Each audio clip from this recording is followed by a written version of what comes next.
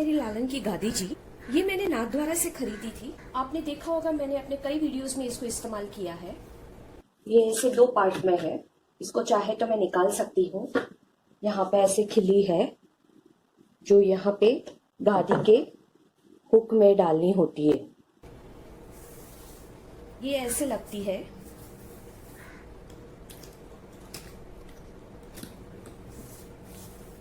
अभी मैं इसका मेजरमेंट आपको दिखाती हूँ। इस गादी जी की साइज है 10 इंच और इसकी चौड़ाई जो है वो करीबन 6.25 इंच है। और जो इसका ये बैक रेस्ट है वो भी अंदाज से 10/6 का है। अब प्रॉब्लम ये है कि मेरी लड्डू गोपाल की साइज नंबर है 3। तो जब मैं गोपाल जी को यहाँ पर बिठाती थी तो गादी जी के श्रृंगार के लिए मुझे बहुत ही कम जगह मिलती थी। बस इतनी ही जगह मिलती थी, इसलिए मुझे श्रृंगार यहाँ पे आके झुकाना पड़ता था। यहाँ पर श्रृंगार झुकाने के कारण यहाँ पे जो मोहरा पट्टी आती है वो मैं नहीं लगा पाती थी। हालांकि श्रृंगार अगर यहाँ से लेके यहाँ तक जाए माला जी का तो बहुत सुंदर लगता है, इसलिए मुझे थोड़ी बड़ी गादी जी बनानी थी। तो अब की बार ये मैं गादी जी जो बनाने वाली हूँ वो इस बॉक्स से बनाऊंगी जो इसके मुकाबले थोड़ा चौड़ा है। मैं यहाँ पे दिखाऊंगी। इतनी जगह मुझे ज्यादा मिल रही है गादी जी के श्रृंगार के लिए, तो इसके कारण मैं अभी यहाँ पर मोहरा पट्टी भी लगा पाऊंगी। यहाँ से यहाँ तक गादी जी का श्रृंगार भी मस्त हो जाएगा। अब मेरे पास ये बॉक्स पड़ा हुआ था, ये बहुत ही मजबूत बॉक्स है। अगर आपके पास ऐसा बॉक्स नहीं है तो आप कार्टन से भी बना सकते हैं या फिर सनबोर्ड आता है उससे भी बना सकते हैं। सनबोर्ड 2 साइजेस में आते हैं, एक ये जो पतला वाला है और एक ये जो मोटा वाला है। तो ये मोटा वाला ही लीजिए क्योंकि ये इतना वेट नहीं ले पाएगा, ये वजन से झुक जाएगा। तो ये ऐसे मोटा वाला लीजिए। ये बहुत ही आसानी से कटता है। आप इसको डबल करके रख सकते हैं ताकि लालन के गिरने का कभी डर रहे नहीं। तो आप ये बॉक्स के नीचे ऐसे किचन नैपकिन के रोल से पहिए भी बना सकते हैं। इसको काट कर ये बॉक्स की साइज का आप इसे काट के इसके नीचे ऐसे यहाँ पर 4 जगह पे या 5 जगह पे फिक्स करके इसके पहिए बना सकते हैं ताकि ये मजबूत और हो जाए। अगर आपके पास ऐसे किचन नैपकिन के रोल्स नहीं है तो आप एल्यूमिनियम कैन जो कि बेक बेन्स वगैरह के होते हैं उसका भी इस्तेमाल कर सकते हैं, उसको काट के भी रख सकते हैं। अगर वो भी नहीं है तो जो प्लास्टिक के कंटेनर्स आते हैं छोटे छोटे, उसका भी इस्तेमाल कर सकते हैं।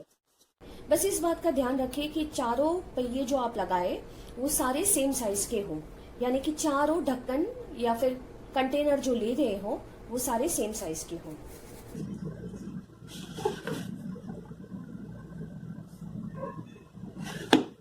पौने 3।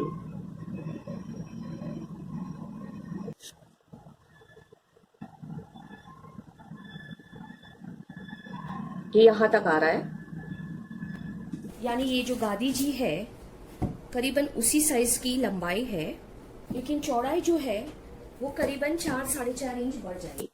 ये ऑलमोस्ट दुगना जितना है। अब गादी जी बनाने के लिए हम इस पर स्पंज लगाएंगे ताकि ये थोड़ा सॉफ्ट हो जाए और ये सब जो कलर है या लिखा हुआ है वो सब ढक जाए। ये ऊपर का जो हिस्सा है वहां पे मैं ये डबल स्पंज लगाऊंगी ताकि ये ऊपर का हिस्सा थोड़ा सॉफ्ट हो जाए, ताकि ठाकुर जी जब इस पर बिराजे तो उनको ये कड़क ना लगे। लेकिन एक बात का खास ध्यान रखिए कि यहाँ पे बहुत ज्यादा स्पंज या उसको बहुत ज्यादा सॉफ्ट भी नहीं करना है, वरना लालन को ऐसे गिर जाने की संभावना रहती है। और ये सारे स्पंज लगाने के बाद मेरे पास ये थर्मोकोल या स्टाइलोग्राम, मुझे मालूम नहीं इसको क्या कहते हैं, पर ये वाली एक शीट है जो किसी इलेक्ट्रॉनिक की गिफ्ट पैकिंग में आई थी। इसका मैं इस्तेमाल करूंगी इसको पूरा कवर करने के लिए ताकि इसका फिनिशिंग अच्छा आ जाए। अगर आपके पास ऐसी शीट नहीं है तो आप कोई भी कपड़ा थोड़ा जो झाड़ा सरखा हो, कॉटन है या जूट है, वैसा कपड़ा लेके इसको पूरा कवर कर सकते हैं। आखिर में इसके ऊपर मैं ये रेड वेलवेट लगाऊंगी।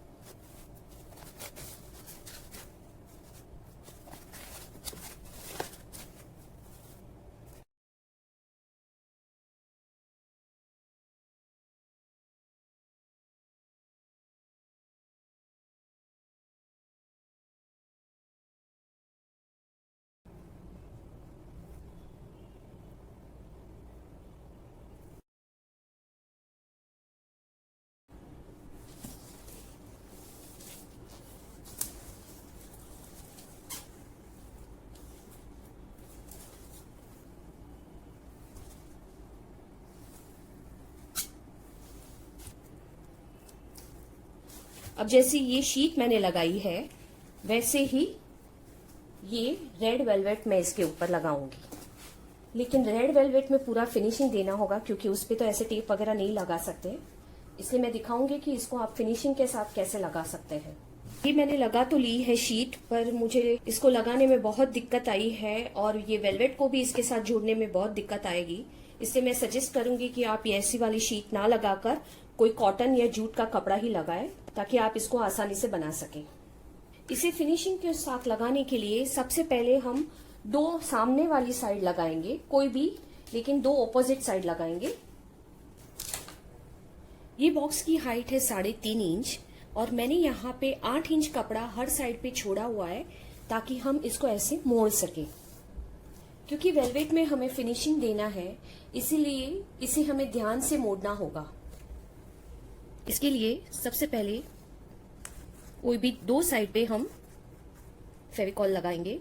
आप चाहे तो कोई भी अपना ग्लू ले सकते हैं, क्योंकि मेरी इस शीट पे से फेविकॉल ही पकड़ रहा है इसलिए मैं फेविकॉल यूज कर रही हूँ।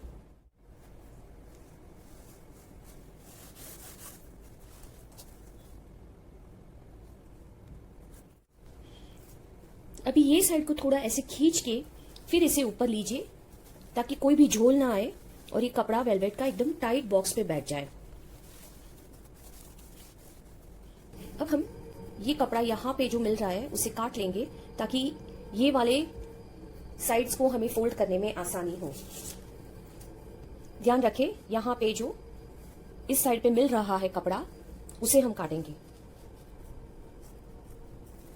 और सिर्फ यहाँ पॉइंट तक, उसके आखिरी पॉइंट तक ही काटेंगे, उससे ज्यादा नहीं। उसी तरह दूसरी साइड पे भी हम ये वाले कपड़े को सीधी लाइन बने वैसे काट लेंगे।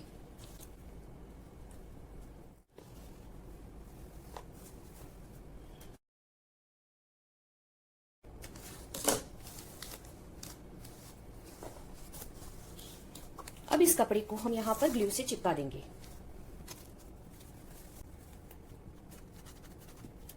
किनार पर खास ग्लू लगाकर चिपकाइए ताकि उसकी किनार जो है वो छूट ना जाए।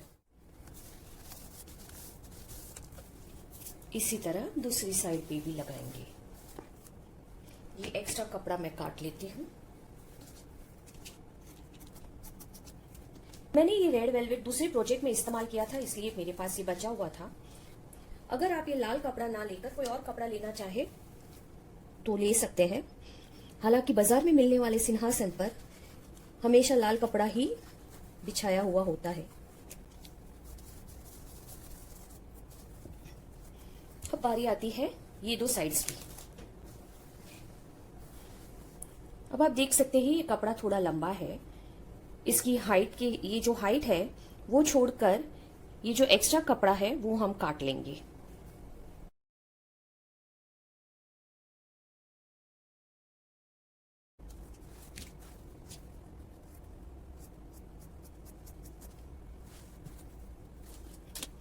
अगर ऐसे खड़ा रख के काटने में आपको दिक्कत आ रही है तो बॉक्स को ऐसे सुला दीजिए। ये एक्स्ट्रा कपड़ा कट करने के लिए आप ऐसे स्केल की मदद से यहां पर लाइन ड्रॉ कर लीजिए।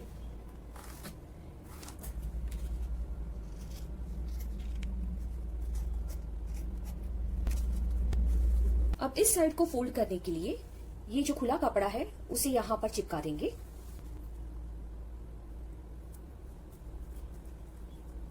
ध्यान रखें हमें सिर्फ ऊपर की तरफ चिपकाना है, नीचे नहीं।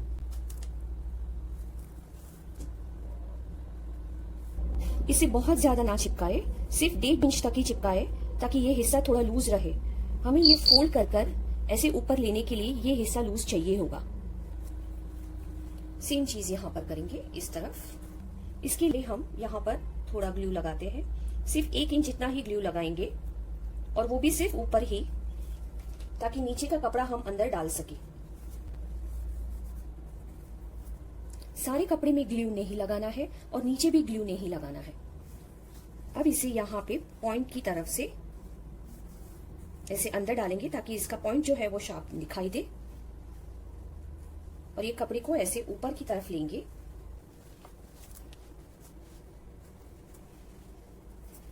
ऐसा करने पर ये सुंदर फिनिशिंग आ जाएगा।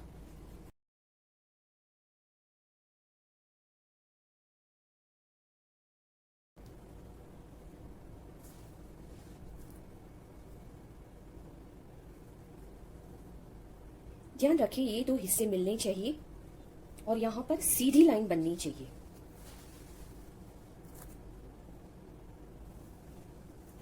अभी इसको थोड़ा खींचकर ऐसे बिठाएंगे ताकि यहां पर कोई झोल ना पड़े। सेम चीज यहां पर करेंगे दूसरी साइड पे।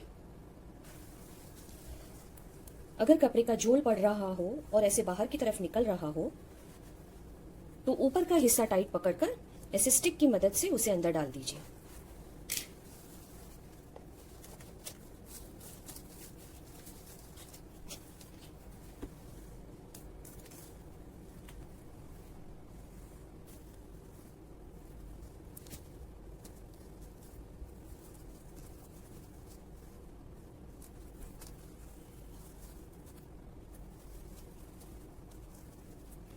देखिए कितना सुंदर फिनिशिंग आया है।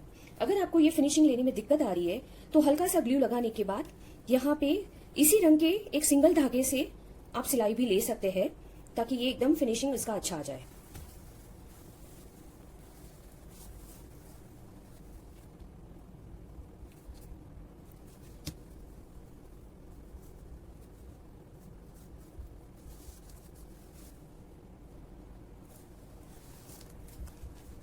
अभी ये बाकी के कपड़े को अंदर चिपका देंगे।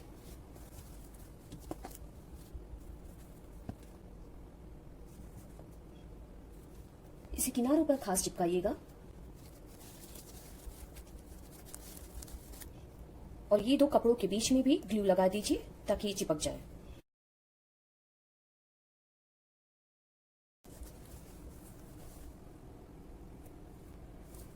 अभी हम दूसरी साइड करेंगे।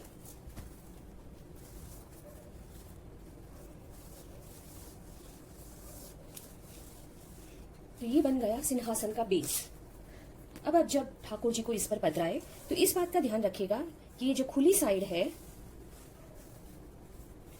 वो ऐसे पीछे की तरफ दिखे, यानी सामने पूरा साफ दिखे।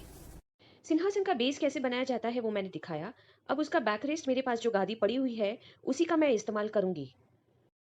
अभी अगर आप चाहे तो यहाँ पे 4 पिलर डाल के एक सादा कार्डबोर्ड यहाँ पर लगा सकते हैं ताकि ये इसका फिनिशिंग अच्छा आए।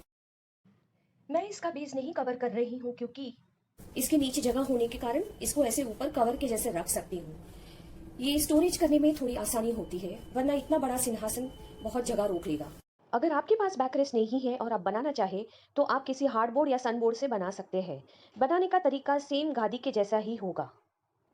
आप चाहे तो दोनों साइड पे 1-1 इंच की जगह छोड़ सकते हैं ताकि वहां पे आप पंखा या फूल छड़ी बिठा सके।